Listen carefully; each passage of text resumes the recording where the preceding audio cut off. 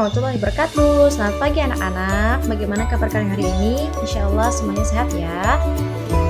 Kalian harus tetap semangat walaupun pembelajaran kita adakan secara online ya. Nah, sebelum kita mulai pembelajaran, langkah baiknya kita awali dengan berdoa. Berdoanya masing-masing ya. Nah, sebelumnya kita sudah belajar tentang bagian-bagian dari bunga. Hari ini kita akan melanjutkan pembelajaran mengenai perkembangbiakan tumbuhan secara genetatif dan jenis penyerbukan. Selamat menyimak. Langsung saja ke materi yang pertama, ialah mengenai perkembangbiakan tumbuhan secara genetatif. Perkembangbiakan tumbuhan secara genetatif atau secara kawin itu terjadi melalui dua proses. Yang pertama ialah proses penyerbukan, yang kedua ialah proses pembuahan. Nah, tahukah kalian apa itu proses penyerbukan dan proses pembuahan? Yuk, langsung saja kita simak pembahasannya. Yang pertama ialah proses penyerbukan. Proses penyerbukan atau peristiwa di mana jatuhnya serbuk sari ke kepala putik.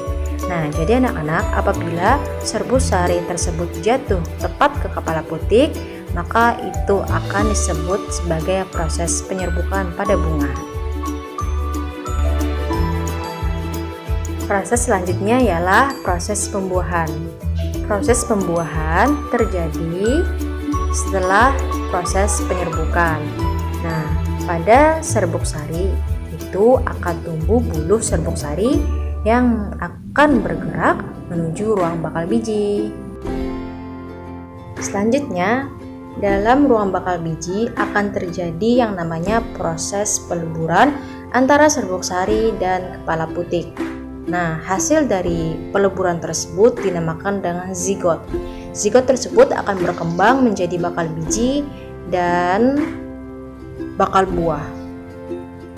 Bakal biji akan berkembang menjadi biji, sedangkan bakal buah akan berkembang menjadi daging buah, dan selanjutnya akan membentuk atau berkembang menjadi sebuah buah yang sempurna. Dapat kita simpulkan bahwa perkembangbiakan tumbuhan secara genetatif itu terbagi menjadi dua proses. Yang pertama ialah proses penyerbukan dan yang kedua ialah proses pembuahan.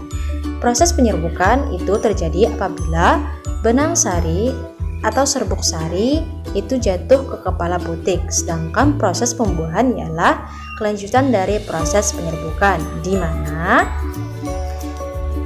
serbuk sari yang jatuh ke kepala putik tadi akan berubah menjadi buluh sari yang bergerak menuju ruang bakal biji. Nah, anak-anak, itulah proses perkembangbiakan tumbuhan secara genetatif. Semoga kalian bisa memahaminya.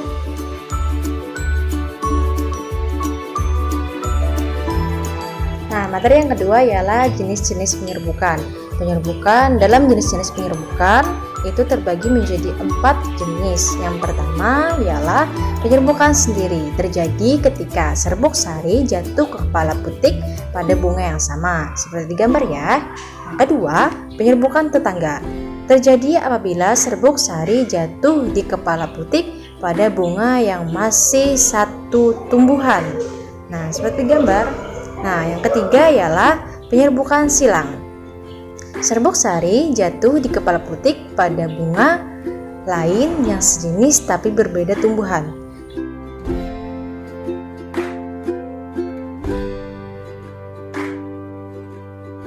Nah, jenis penyerbukan yang terakhir ialah penyerbukan buster.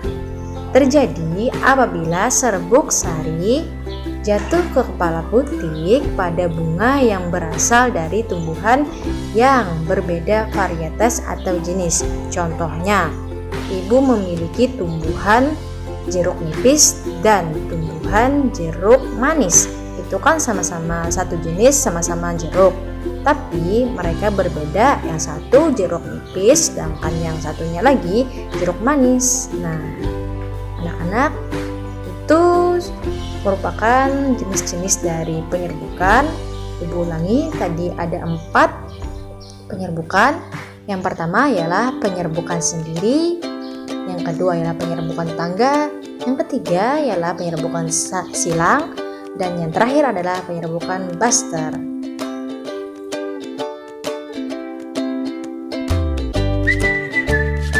Bagaimana anak-anak mengenai materi pada hari ini, yakni mengenai perkembangbiakan tumbuhan secara generatif dan jenis-jenis penyerbukan. Semoga kalian bisa memahaminya ya. Nah, sebagai tugas akhir, coba kalian buka di LKS kalian pada halaman 10.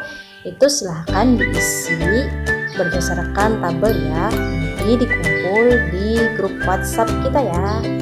Dadah, semoga bermanfaat dan semoga kalian bisa memahaminya, dan jangan lupa untuk selalu belajar ya.